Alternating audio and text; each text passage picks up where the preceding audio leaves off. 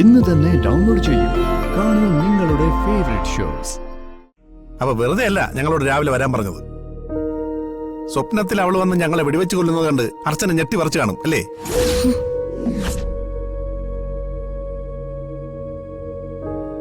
ഇത് നന്ദേട്ടൻ എങ്ങനെ അറിഞ്ഞേ? ഞാൻ അങ്ങനെ തന്നെ സ്വപ്നം കണ്ടത്. എന്നിട്ടെടുത്ത് സംസാരിക്കാത്ത എന്താ? അല്ല, അത് ഞാൻ പിന്നീട് വിളിച്ചോളാം. അതെ, ബ്രേക്ക്ഫാസ്റ്റ് കഴിച്ചിട്ട് എനിക്ക് വേഗം പോണം. ആ അതെ, ഇനി ഇങ്ങനെ ആവശ്യമില്ലാത്ത സ്വപ്നങ്ങളൊന്നും കാണരുത് കേട്ടോ.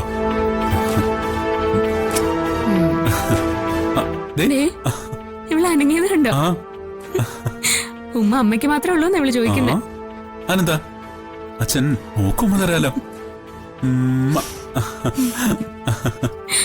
ബ്രേക്ക്ഫാസ്റ്റ് എടുത്ത് വെച്ചേക്കുന്നു. ഓ ഓ ഓ ഓ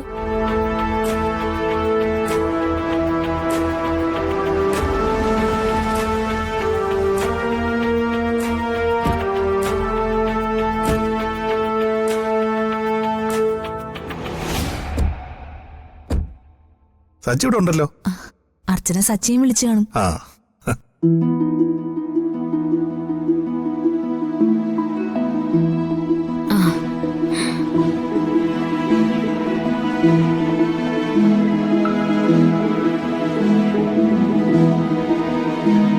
നീ ഇങ്ങോട്ടാണോ പോകുന്നത്? ചാർട്ടേഡ് അക്കൗണ്ടിനെ കാണാൻ പോയില്ലേ? അല്ല, മോള് രാവിലെ എഴുന്നേറ്റപ്പോ തന്നെ മോളെ കാണാൻ തോന്നി, നേരെ ഇങ്ങോട്ട് വന്നു. ഇനി ഇവിടുന്ന് നേരെ ചാർട്ടേഡ് അക്കൗണ്ടിന്റെ ഓഫീസിലേക്ക്. ഭാര്യയെ പ്രസവിച്ച് കിടക്കുമ്പോഴേ എന്നും ഭാര്യ വീട് വിസിറ്റ് ചെയ്യുന്നത് അത്ര നല്ല ശീലമല്ല. എടാ, അച്ഛൻ അങ്ങോട്ട് പോയിട്ടുണ്ട്, നീ വേഗം ചെല്ല്. ആ ശരി, ഞാൻ പോവാ. ഏട്ടാ എന്നാ ഓഫീസിൽ വരില്ലേ? ഞാൻ കുറച്ച് ലേറ്റ് ആയിട്ടേ വരൂ. ശരി ശരി, സന്ധ്യേച്ചി ലേറ്റ് ആവാതെ അങ്ങോട്ട് പറഞ്ഞു വിട്ടേക്കണേ. എന്നാ ഇറങ്ങട്ടെ. ചെല്ലേ. ശരി.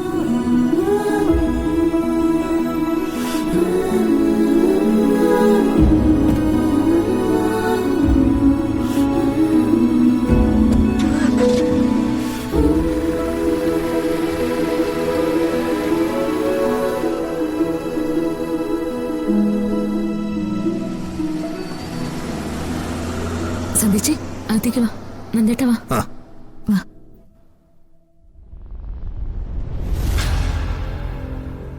അർച്ചന, എന്തിനാ അത്യാവശ്യമായിട്ട് കാണണമെന്ന് പറഞ്ഞത്? സത്യത്തില് രാത്രി നീ അങ്ങനെ ഫോൺ വിളിച്ച് പറഞ്ഞപ്പോഴേ ഞാൻ ആകെ പേടിച്ചു പോയി. അർച്ചനയ്ക്ക് എന്തെങ്കിലും ടെൻഷൻ ഉണ്ടോ?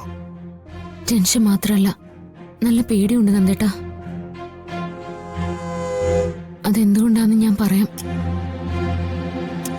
അതിനു മുമ്പ് ഞാനൊരു കാര്യം ചോദിക്കട്ടെ.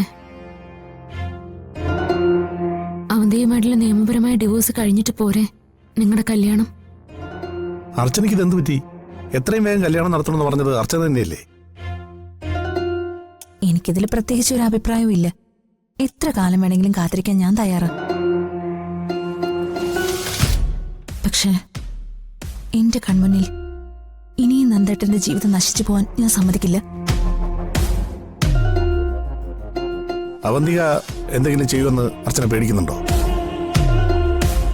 അല്ല, അർച്ചനയുടെ മുഖത്തെ ടെൻഷൻ കാണുമ്പോൾ ഉള്ളിൽ നല്ല പേടിയുണ്ടെന്നറിയാം. എനിക്ക് പേടിയുണ്ട്. കാരണം അവന്തിക എന്തും ചെയ്യാൻ മടിക്കാത്തൊരാളാ. വൈരാഗ്യം തോന്നുന്ന ശത്രുവിനെ ഇല്ലാതാക്കാൻ ഏത് പാതാളത്തിലേക്ക് വേണമെങ്കിലും അവർ താഴും. ചതിക്കാനും വഞ്ചിക്കാനും കൊല്ലാനും ഒക്കെ അവർക്കൊരു മടിയുമില്ല. വിവാഹം കഴിച്ചു കഴിഞ്ഞാൽ നിങ്ങൾക്ക് സമാധാനമായിട്ടൊന്നും ജീവിക്കണ്ടേ?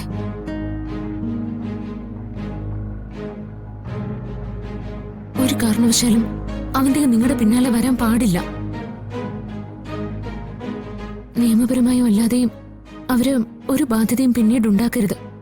അതുകൊണ്ടാണ് ഞാൻ അങ്ങനെ ചോദിച്ചത്. ഒരു ജോയിന്റ് ഡിവോഴ്സ് പെറ്റീഷൻ അല്ലാത്തതുകൊണ്ട് ഉടനെ ഒന്നും ഡിവോഴ്സ് കിട്ടാൻ പോകുന്നില്ല. കോടതിയിൽ അവൾ ഡിവോഴ്സ് വേണ്ടെന്ന് പറയുന്ന കാര്യം എനിക്ക് ഉറപ്പാണ്. പിന്നെ വാദപ്രതിവാദങ്ങളും തെളിവെടുപ്പും ഒക്കെ വേണ്ടിവരും ഈ ഡിവോഴ്സ് കിട്ടാൻ. അവളെ പൂർണ്ണമായി മനസ്സിലാക്കിയ ഞാനെന്തിനാ അവൾക്ക് വേണ്ടി സമയം കളയുന്നത്? ഇനിയുള്ള എന്റെ ജീവിതം സന്തോഷമാകണമെന്നാണ് ഞാൻ ആഗ്രഹിക്കുന്നത്. അതിന് സന്ധ്യ എന്റെ കൂടെ വേണം. നന്ദേട്ടൻ പറയുന്നൊക്കെ എനിക്ക് മനസ്സിലാവുന്നുണ്ട്. ഞാനും അത് തന്നെയാ പറഞ്ഞു വരുന്നേ. എത്ര കോമ്പൻസേഷൻ കൊടുത്തിട്ടായാലും അവന്തിയെ കൊണ്ട് ഈ ഡിവോഴ്സിന് സമ്മതിപ്പിക്കണം. കോടതിക്ക് പുറത്തു വെച്ച് ഒന്നുകൂടി സംസാരിച്ച് ഇതൊന്ന് തീർക്കാൻ പറ്റുമെന്ന് നോക്കണം. സച്ചിനോട് സന്ദീപിനോടും ധനുഷിനോടും ആലോചിച്ച് ഇക്കാര്യത്തിൽ വേണ്ടതൊക്കെ ചെയ്യണം. അർച്ചന പറഞ്ഞത് ശരിയാ. ഏതെങ്കിലും വഴിക്ക് അവന്തിക്ക് ഒരു സെറ്റിൽമെന്റിൽ എത്തിക്കാൻ കഴിഞ്ഞാൽ അത് നല്ലതാ.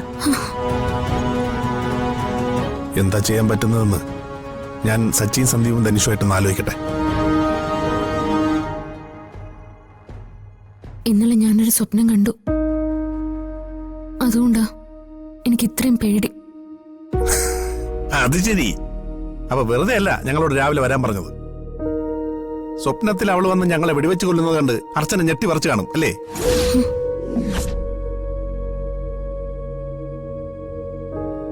ഇത് നന്ദേണ്ണ എങ്ങനെ അറിഞ്ഞേ? ഏ? ഞാൻ അങ്ങനെ തന്നെയാ സ്വപ്നം കണ്ടത്. അടിപൊളി. സന്ധ്യ ഇപ്പൊ എങ്ങനുണ്ട്? ഇങ്ങോട്ട് വരുമ്പോഴേ ഞാൻ പറഞ്ഞല്ലേ അർച്ചന എന്തെങ്കിലും സ്വപ്നം കണ്ടു കാണുമെന്ന്. പിന്നെ അർച്ചന പറഞ്ഞതിലും കാര്യമുണ്ട് നന്ദേട്ടാ. എല്ലാ സ്വപ്നങ്ങളും നമ്മുടെ ജീവിതത്തിൽ നടക്കില്ല. പക്ഷേ ചില സ്വപ്നങ്ങളെങ്കിലും അതുപോലെ സംഭവിക്കാറില്ലേ? അവന്തികയുടെ കാര്യമായതുകൊണ്ട് നമുക്കൊന്നും മുൻകൂട്ടി പറയാൻ പറ്റില്ല. എനിക്ക് ഒരു കാര്യം കൂടി പറയാനുണ്ട്. സന്ധ്യേച്ചി ഇനി മുതല് നെല്ലിശ്ശേരി താമസിച്ചാൽ മതി. ഏയ് അതൊന്നും വേണ്ട. കല്യാണം കഴിയാതെ നീ അങ്ങോട്ടൊന്നും വന്ന് താമസിക്കുന്നു വേണ്ട. ഞാൻ വരുന്നില്ല. എനിക്ക് താമസിക്കാനേ നല്ല ഒന്നാം തരം സ്ഥലമുണ്ട്. എന്റെ നന്ദേട്ടാ, ഞാൻ പറയുന്നതിന്റെ ഗൗരവം ഒന്ന് മനസ്സിലാക്ക. തലയ്ക്ക് അടികിട്ടിയ പാമ്പ് അവന്തിക. നിങ്ങളുടെ കല്യാണം നടക്കുന്നത് അവർക്കൊരിക്കലും സഹിക്കാൻ കഴിയില്ല. ഭ്രാന്ത് പിടിച്ചതുപോലെ അവര് വരും. അവരെ കൊണ്ട് ചെയ്യാൻ കഴിയുന്നൊക്കെ അവർ ചെയ്യുകയും ചെയ്യും. സന്ധ്യേച്ചി ഒറ്റയ്ക്ക ഹോസ്പിറ്റലിൽ പോകുന്നതും വരുന്നതും താമസിക്കുന്നതും എല്ലാം. അവര് സന്ധ്യേച്ചി അപകടപ്പെടുത്താൻ ശ്രമിക്കില്ല എന്ന് എന്തെങ്കിലും ഉറപ്പ് പറയാൻ പറ്റുമോ? അതുകൊണ്ടാണ് ഞാൻ പറഞ്ഞത് സന്ധ്യേച്ചി നെല്ലിശ്ശേരി തന്നെ താമസിച്ചാൽ മതിയെന്ന്. അതിനെക്കുറിച്ച് നമുക്ക് ആലോചിക്കാം. ഇതൊക്കെ വിധിയാണെന്ന് ഞാനിപ്പോ കരുതുന്നത്. ഞാനും നന്ദേണ്ണനും ഒന്നാവണമെന്ന് ഈശ്വരൻ തീരുമാനിച്ചിട്ടുണ്ടെങ്കിൽ അത് നടക്കുക തന്നെ ചെയ്യും. അത് അവന്തികയല്ല, ആര് വിചാരിച്ചാലും ഒരു മുടക്കവും വരുത്താൻ പറ്റില്ല. ഇത്രയും നാൾ അവളുടെ പീഡനങ്ങൾ സഹിച്ചാണ് ഞാൻ ജീവിച്ചത്. ഇനി അത് നടക്കില്ല. അവളോടൊരു കോംപ്രമൈസിന് ഞാനില്ല. ദൈവം തീരുമാനിക്കുന്നത് പോലെ തന്നെ വരട്ടെ.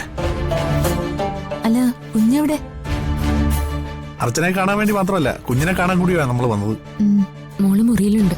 വാ. ചെല്ല്.